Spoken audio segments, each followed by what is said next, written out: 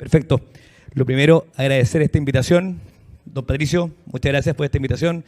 Este viaje es largo. Venimos desde Arica a una comisión a acompañarlo, a poderles compartir nuestra experiencia, a poder ver cómo estamos mezclando lo que es la tecnología, lo que es la modelación, lo que son los predictores, pero también con la vida real de la operación portuaria. Realmente, la operación, los buques, los remolcadores, quizás no saben mucho de modelación, pero sí la tienen que ocupar. También contarles que yo creo que han hablado mucho de tecnología y contarles una anécdota que tuve el día de hoy, donde tuvimos que ocupar mucha tecnología. Yo viajé el día desde Arica para poder venir a acompañar, a ver a gente que hace tiempo que no veía. Por favor, Ya estábamos un poquito aburridos en las reuniones Zoom y me bajé en el aeropuerto de Santiago, tomé el móvil para venir a ver la presentación y lamentablemente en la Shell de la 68 me robaron el computador. Felipe, ¿me escuchas? Y gracias a Dios estoy con Diego Torres, que es nuestro ingeniero de control de gestión, y ya tenía lista la presentación acá, entonces por lo cual vamos a poder hacer la presentación. Pero me devolví al aeropuerto y fui a la CCTV del aeropuerto, que es la central de control donde están todas las cámaras. Por favor, increíble la CCTV del aeropuerto, y vimos todo el flujo que hice yo en el aeropuerto con la mochila para poder darme cuenta que me había embarcado al taxi con la mochila. Impresionante, fue una colaboración de los carabineros, fue una colaboración de la IGAC, fue una colaboración de toda la gente del aeropuerto, que nos demoramos 45 minutos en hacer el seguimiento desde la puerta del gate 12 que me bajé de Arica hasta que me embarqué en el taxi. Entonces es increíble que quiero hacer ese homólogo de que la tecnología tiene que estar con nosotros. En nuestra presentación que vamos a trabajar con Felipe es nuestro consultor con quien hemos estado trabajando durante 2 años en Arica. Estamos haciendo un mix, como les decía, del tema operativo. Yo les voy a mostrar un poquito, les voy a dar un poquito la lata con Arica, contarles qué hace Arica, pero después ver qué soluciones hemos encontrado con respecto a lo que son los predictores, con respecto a lo que son los mariógrafos y con lo que respecto son las simulaciones para ver qué mejoras podemos hacer para disminuir este revoltijo de mar que se nos produce dentro de la poza, que técnicamente se llama agitación. Entonces, dicho eso, vamos a partir, pero yo no había partido y partió la presentación. Felipe, tienes que ir al primer slide, por favor. Ya. Tienes que seguir la presentación que estén mostrando. Ahora, una más atrás.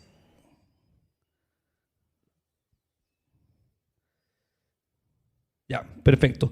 Oye, mostrarles este del Puerto Arica para los que han tenido la oportunidad de estar en este es un puerto geopolíticamente muy importante. El 80% de nuestra carga es boliviana y peruana, por lo cual estamos suscritos a tratados internacionales, uno con Bolivia desde 1904, otro con Perú de 1929, por lo cual hay que tratar a nuestros clientes de forma muy delicada, y por lo cual tenemos que tener un puerto operativo.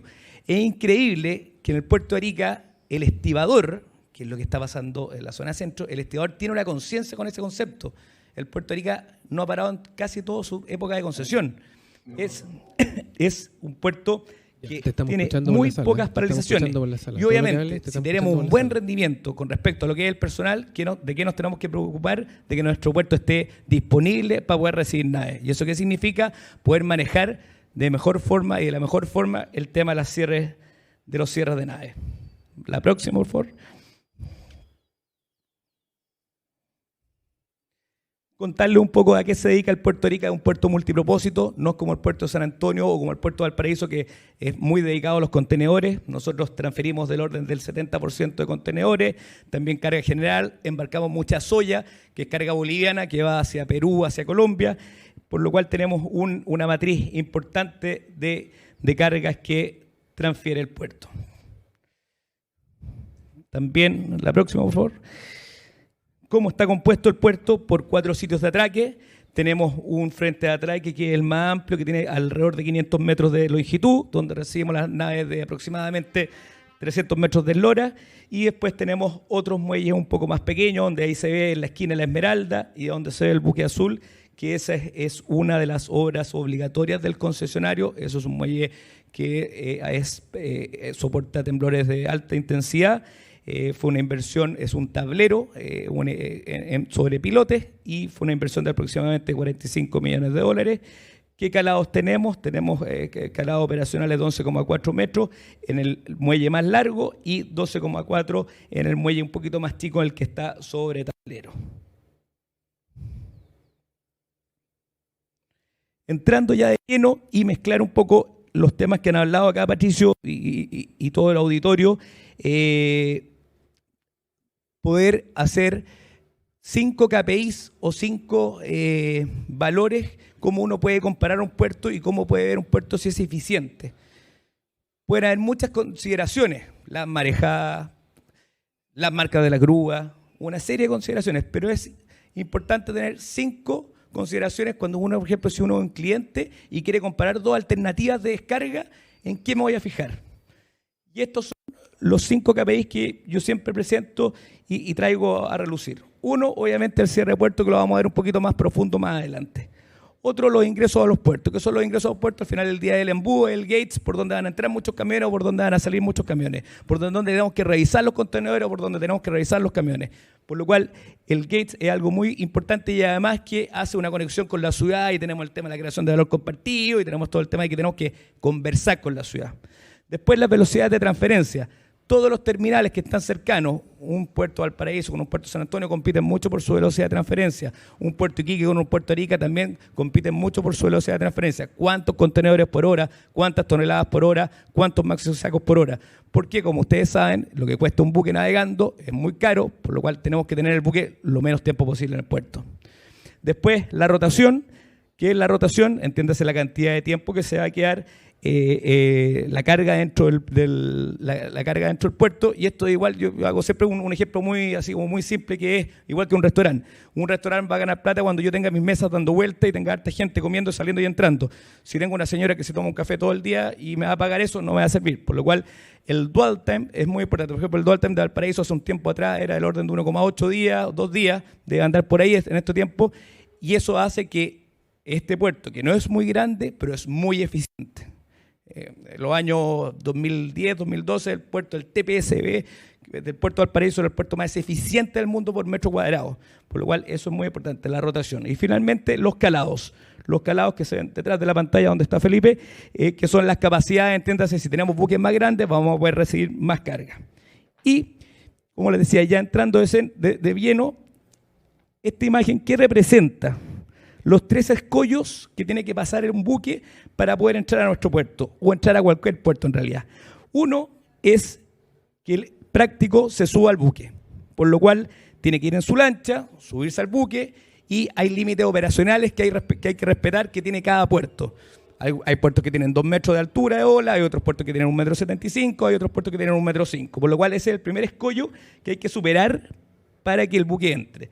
Posteriormente, muchas veces el buque tiene que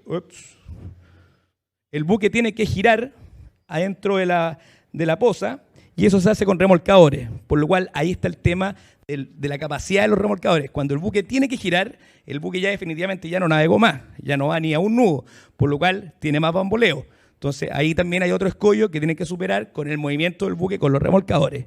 Y finalmente, mantener un buque atracado de forma segura, sin cortar espías, sin romper vitas, y que no se produzca este movimiento del buque dentro de la poza.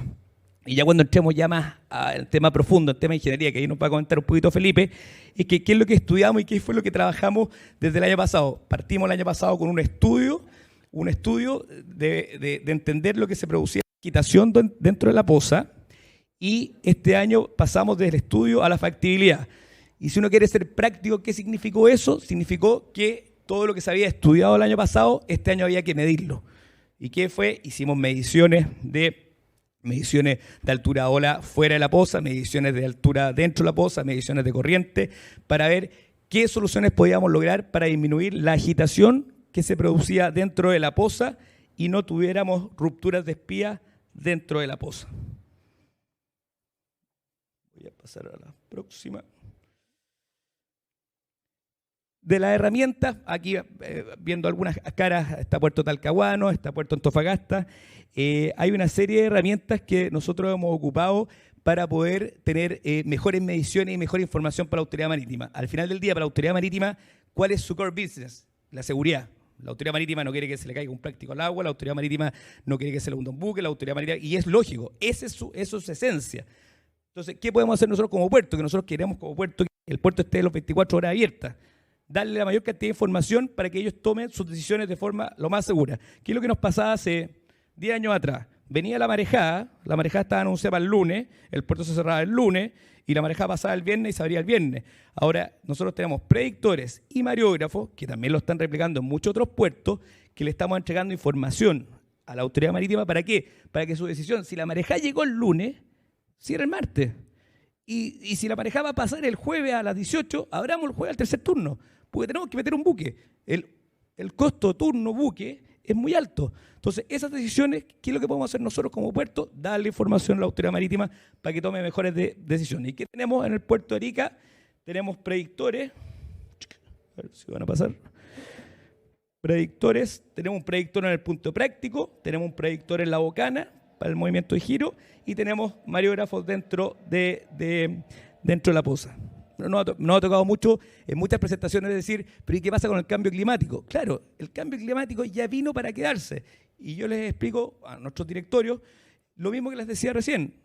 Tenemos que tener la mayor cantidad de información, la mayor cantidad de información certera para que nuestra autoridad marítima tome de la mejor forma la decisión. Y por eso nos autorizan, por ejemplo, a tener proyectos de inversión como poner un mareógrafo, que es costoso, el costo de mantenimiento de ese mareógrafo.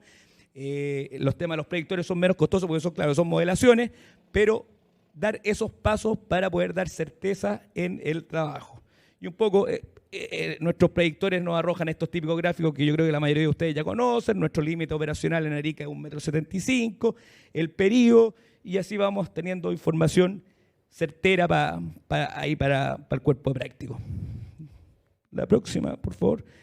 Y ya, como les comentaba, el año pasado estudiamos, este año había que medir, había que hacer mediciones reales. Y comenzamos con las mediciones, con el proceso que ahí estuvimos trabajando con FMGI, que tengo entendido, tuvieron la oportunidad ayer de estar con ellos. Se pasó una lámina, parece, Felipe. ¿Era la anterior o no? No, ya. Es que había una lámina donde les quería mostrar que fue bien interesante, donde teníamos las mediciones y las curvas de lo que era el predictor versus la curva del mareógrafo que estuvo midiendo en 6 campañas en este invierno. Y era bien interesante, ¿por qué? Porque el delta que nos estaba dando en algunos puntos era 8 centímetros, otros puntos eran 12 centímetros, y eso que nos servía, mostrarle a la autoridad marítima para decirle, oye, los predictores que estamos ocupando están funcionando, los predictores nos están dando un más o menos 10 centímetros sobre un límite operacional de 1,75 m, por lo cual estamos hablando que tenemos un 7%, un 6% de error con respecto a lo que son las condiciones operacionales del puerto. El título de la canción, como decía la presentación, eran tecnología, innovación, equipamiento. Y dentro de los equipamientos, no sé, tengo entendido, Pato, que en un CIOP hace 2 años atrás presentaron el Short Tension.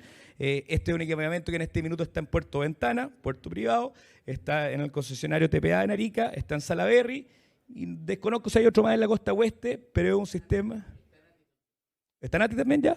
Y está Nati también, y es un sistema que funciona bastante bien, pero es clave el esquema de amarre. Y aquí volvemos al concepto de que muchas personas creen que hay que hacer grandes molos para poder disminuir la gran ola de fondo, y no es tan así. Hay otras medidas inicialmente de gestión, como es ocupar el short tension, pero también ocupar el short tension con un sistema de amarre correcto. ¿Qué significa eso? Que vamos a ver unos videos un poquito más adelante donde ustedes ven el short tension, la línea de short tension tiesa y los otros cabos del buque que amarran sueltos. Entonces, esto es todo un tema de gestión donde que hay que hablar con el capitán, donde hay que hablar con el piloto y decirle que cuando la marea baje, tensen la espía y estén trabajando en conjunto. Entonces, la tecnología tiene que ir de la mano de gestión. Y lo último tiene que ser la inversión, o la gran inversión. No sé si corre el video. Ahí pueden ver operando un video acelerado. Y para los que no conocen cómo opera el short tension, aquí hay unas vitas y este es un cilindro que se mueve aproximadamente 1,20 m de recorrido. ¿Y qué es lo que logra? Que es al final del día un elástico que logra que el buque vaya y venga. ¿Para qué? Para que no se generen esos cortes de espías con tensiones muy altas. Entonces, ese lo que está permitiendo lo está aguantando. Pero tiene también todo un tema operativo. Cuando un buque atraca en un puerto, se demora 45 minutos y ocupa 2 remolcadores. Cuando vamos a atracar el buque con el short tension, ocupa 3 remolcadores y dura 1 hora 20. Entonces, esto es sumar y restar. Dejamos el buque a la gira a 26, a 25 mil dólares el día, o entramos al buque y pagamos X dólares que cuesta la tarifa del short tension en aquel puerto. Ahí vamos a la próxima. Un poco lo que les comentaba con respecto a las grandes inversiones. Este dibujito que está acá, está el Morro de Arica atrás, está el puerto, ese es un PowerPoint que hice yo a mano, y cuando nos planteamos hace 3 años atrás cómo disminuimos la agitación, cómo disminuimos el corte espía, cómo mejoramos nuestro puerto, y yo le presento al directorio hace 3 años atrás, este puede ser una alternativa. Pero para que analicemos esta alternativa hay que estudiarla con gente que sepa. Nosotros solamente sabemos transferir contenedores. ¿Cuál era el gran problema? En Arica, todo un sector de profundidad aproximadamente de 20, 23 metros de profundidad, es una ola boba con una ola de un periodo de 14, 15 segundos, y esta ola ingresa dentro del puerto. Y esta ola que está dentro del puerto comienza a rebotar y es lo que hace mover nuestros buques. El año pasado se trabajó en el estudio, fue lo que estuvimos trabajando en la imagen del lado derecho, donde, ¿qué es lo que pasó? Una de las primeras ideas era cambiar la geometría dentro de la dársena. ¿Qué hacíamos al cambiar la geometría dentro de la dársena? Hacer unos molos internos. ¿Para qué? Para que esta energía que producía y que se producía dentro de la dársena dejara de dar bote en las grandes paredes. Entiéndase, tac, tac, tac, existieran estos pequeños mini molos para que disminuya. Es como que uno mete una pala en la juguera y le disminuye la energía. Es la misma idea. Eso fue lo que se estudió el año pasado y este año lo estamos llevando, pues termina en diciembre ya la factibilidad. Esto es bien contemporáneo, se podría decir. Que lo vamos a llevar con las mediciones a ver cuál es el nivel de eficacia de estos molos, ¿ya? Pero sí los primeros resultados más importantes que creemos que para compartir ahora, siendo que no está el informe, es que el gran molo de 800 mil dólares por metro lineal hacia afuera no es la solución. No es la solución salir con un mega molo en el Puerto Arica para poder disminuir tanto el swell dentro de la boza o la onda larga. Un poquito, ahí no se ve lamentablemente, sí, el anterior era mostrar un poquito las estadísticas. El año 2015 el Puerto Arica tenía 1.800 horas, 1.900 horas de cierre de puerto, eso es un 26% en el año, eso es un estacionamiento que no sirve, por lo cual había que bajarlo. El año pasado cerramos en 400, hemos mejorado como un 56% del orden de los últimos 5 años promedio y con mucha gestión. Eso, para todos los que están acá que son portuarios, hay mucho espacio para gestión todavía. Hay mucho espacio para gestión antes de entrar a la inversión en sí. La próxima, por favor. Y aquí vamos a ir, yo voy a ir comentando algunos videos, pero dejo acá a Felipe Guerrero, que ha sido el que nos ha acompañado como consultor con FMGI en todo lo que ha sido el estudio del 2021 y todo lo que ha sido la factibilidad del 2022. Ahí, Felipe, te dejo. Gracias, Andrés. No sé cuánto tiempo dispongo después de tu presentación. Me alargué un poco con la historia del aeropuerto. Quedan 7 minutos. No, estamos bien. Ya, tengo 7, sí, así que estamos más o menos bien. Bueno, vamos a hablar rápidamente del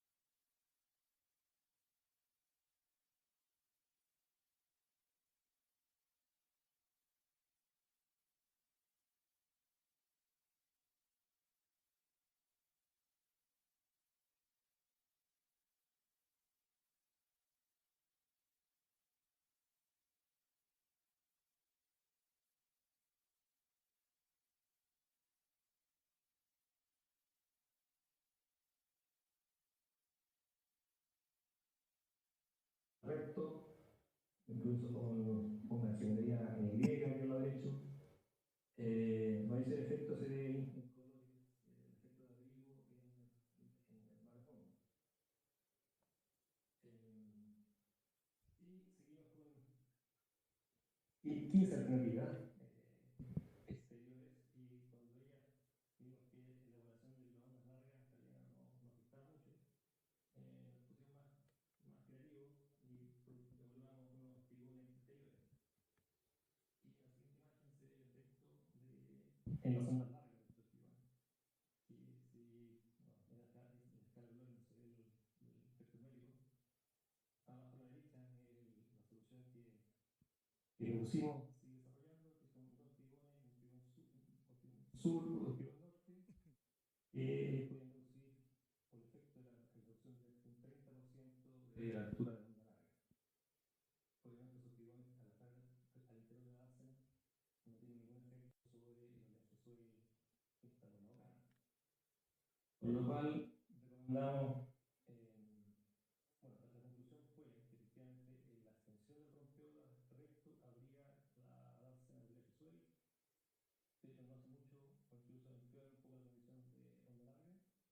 Y por otro lado, los trigones interiores no tienen efecto sobre el suelo, pero sí tienen un efecto sobre onda larga, por eso hay que evaluarlo después. ¿Y qué significa? ¿Cómo se traduce esa reducción del 30% de la altura de la ola en el movimiento de las naves? Ahí permíteme comentar algo, Felipe, con respecto, como les decía, la primera prioridad fue ir a la solución de los grandes molos, porque siempre era muy de comunicaciones, también de la autoridad marítima. Nosotros trabajamos mucho con los prácticos. Una de las buenas prácticas que hacemos es participar con los prácticos en las maniobras para saber cuáles son sus dolores, y ellos siempre decían el gran molo, el gran OVA, que hay que hacer un gran molo para disminuir el suelo, para disminuir la agitación dentro de la poza. Entonces, lo primero que se le pidió al consultor era evaluar un molo de 150 metros que orientara hacia Perú y para ver cómo iba a ser nuestra solución.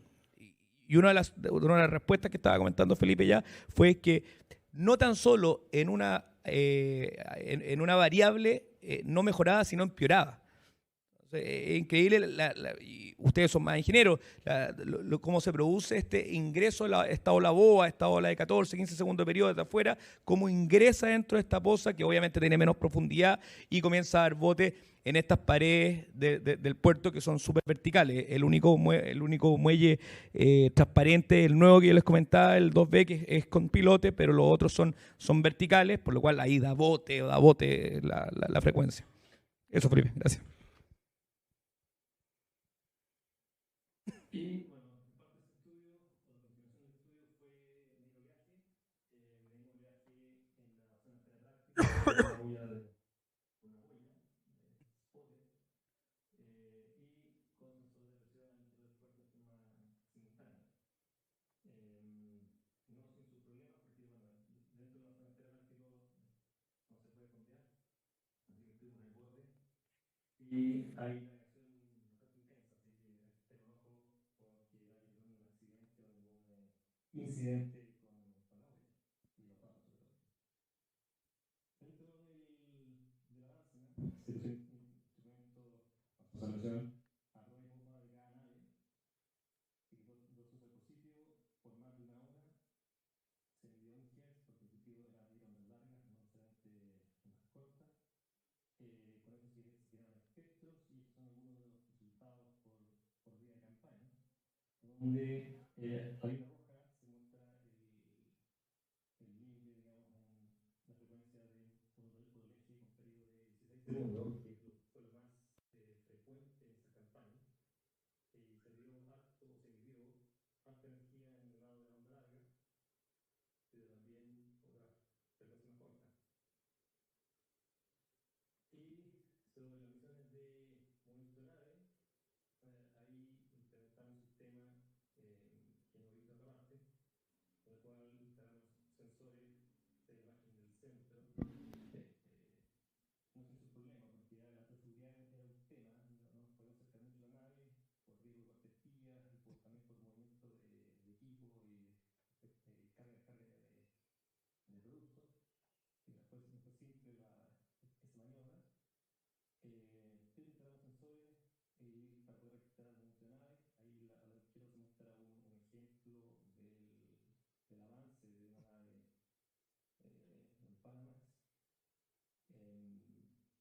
Y eso obviamente, bueno, de ahí sacamos espectro de movimiento y movimiento significativo en los 6 grados de escala.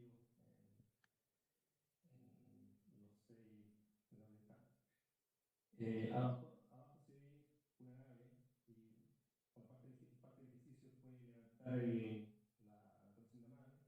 En este caso, la nave tenía, en línea roja se muestra un short tension, más dos largos cortos, dos largos largos, digamos, más springs. Y bueno, ahí un poco un comentario que bueno, además de la seguridad del movimiento de los equipos en el muelle, también teníamos ciertos problemas aéreos con los gavetines, que son bastante productivos, ¿no? Acá esta imagen, un poco para mostrar no el método, pero un poquito más claro. Aquí hay un video de una nave tipo 2B, también fue acelerado, donde se puede ver el movimiento de la nave, básicamente. Y esta imagen se fue procesada y analizada para obtener el movimiento de la barca. Y lo bueno de este método es que además de obtener los movimientos, es que te entrega el contexto de la nave. O sea, se ve que hay líneas que están sueltas, ¿no? Porque no trabajan. También que hay el cable de acero gira con la tensión del short tension en ambos sentidos de forma repetida, lo que produce hipótesis de desgaste de ese cable. Y también sé que hay efectos de remolcadores o incluso si hay operadores de la nave trabajando los winches, también eso queda registrado. Acá, Felipe, déjame compartir también, viendo el video, volvemos a mezclar el tema científico, el tema de ingeniería con el tema operacional. Nosotros que estamos dedicados, como les decía, a transferir carga y a transferir contenedores, ¿de qué nos hemos dado cuenta? Que los capitanes atracan sus buques, el short tension es este. Esta es la línea de short tension, es la que está tensa. Y también acá está trabajando una tensa, pero las otras dos están flojas. Y por lo cual, el buque completo, en los largos de popa, está montado con 4 líneas. Pero las 4 líneas solamente están trabajando 2. Y de las 2, la que más está trabajando es la de short tension. Y la de short tension es la del puerto. Entonces, ¿qué está haciendo ese capitán? Es muy inteligente. No está gastando su espía. Está sobrecargando el short tension. Está echando a perder un equipo. Entonces, volvemos al concepto. La primera solución no es el megamolo. La primera solución es gestión. La primera solución es estar en terreno. La primera solución es entender la operación.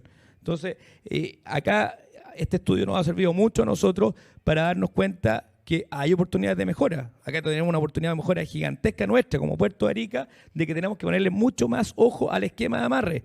Los esquemas de amarre son cosas súper nuevas. Acá hay un ex oficial de Marina que está haciendo estudios de esquema de amarre en Quintero y uno los mira así como, sí, es un detalle. No, es un detallazo. Es un detallazo para poder tener una nave atracada de forma segura. Felipe. Y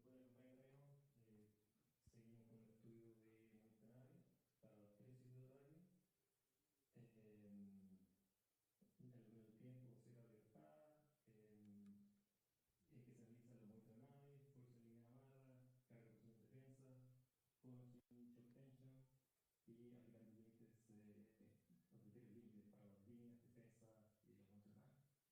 Y también evaluando